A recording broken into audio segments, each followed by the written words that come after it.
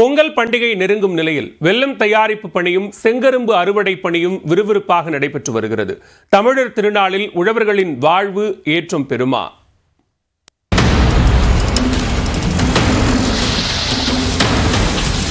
பொங்கல் பண்டிகை நெருங்கும் நிலையில் தஞ்சாவூர் மாவட்டம் ஐயம்பேட்டை, கணபதி அக்ரஹாரம் உள்ளிட்ட பல்வேறு பகுதிகளில் வெல்லம் தயார் செய்யும் பணி ஆலைகளில் தீவிரமாக நடந்து வருகிறது.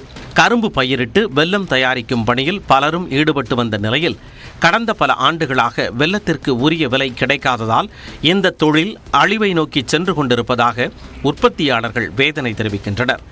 எனவே அரசே வெல்லத்தை கொள்முதல் செய்து பொங்கல் தொகுப்புக்கு நேரடியாக வழங்க வேண்டும் என கோரிக்கை விடுத்துள்ளனர். இங்கே இந்த நூற்றுக்கணக்கான ஆலக்கோட்டா ஓடிக்கிட்டு இருந்துச்சு.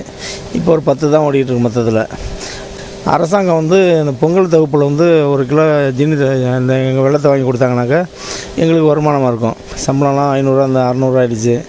சித்தாலெலாம் 100 நாளைக்கு போயிட்டு அங்கே வேலை பார்த்தீங்கன்னா சித்தாலெலாம் கிடைக்கல. நாங்களே செஞ்சுட்டு வேலை செஞ்சுட்டு இருக்கிறோம்.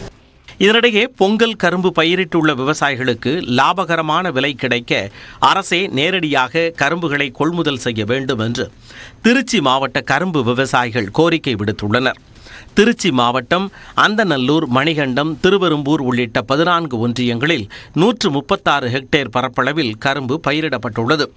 தமிழ்நாடு அரசு அறிவித்துள்ள பொங்கல் பரிசு தொகுப்பில் ஒரு முழு செங்கரும்பு இடம்பெறும் என்ற அரசின் அறிவிப்பு விவசாயிகளிடம் மகிழ்ச்சியை ஏற்படுத்தியுள்ளது.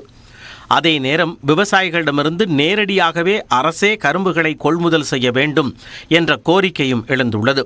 செங்கரும்பு தமிழ்நாடு அரசு கொள்முதல் பண்ணும்போது நுகர்பொருள் வாணிப கழகம் மூலம் கொள்முதல் பண்ணி பொதுமக்களுக்கு ரேஷன் கடை மூலம் விநியோகிக்கும்படி கேட்டுக்கொள்கிறேன். விவசாயிகள் தோட்டத்திலே என்ன விலை சொல்றாங்களோ அதே 26 ரூபா ரேட்டுக்கு கொள்முதல் செய்து இடைத்தரகர் இல்லாமல் கொள்முதல் செய்து பொதுமக்களுக்கு வழங்கும்படி தமிழக அரசை கேட்டுக்கொள்கிறேன். நாடு முழுவதும் ஆலை கரும்புகளே பயிரிடப்படும் நிலையில் தமிழ்நாட்டில்தான் செங்கரும்பு பயிரிடப்படுவதாக விவசாயிகள் தெரிவிக்கின்றனர். எனவே தமிழ்நாட்டின் கலாச்சாரத்துடன் இணைந்த செங்கரும்புக்கு புவிசார் குறியீடு பெற தமிழ்நாடு அரசு நடவடிக்கை எடுக்க வேண்டும் என்ற கோரிக்கையும் முன்வைக்கப்படுகிறது.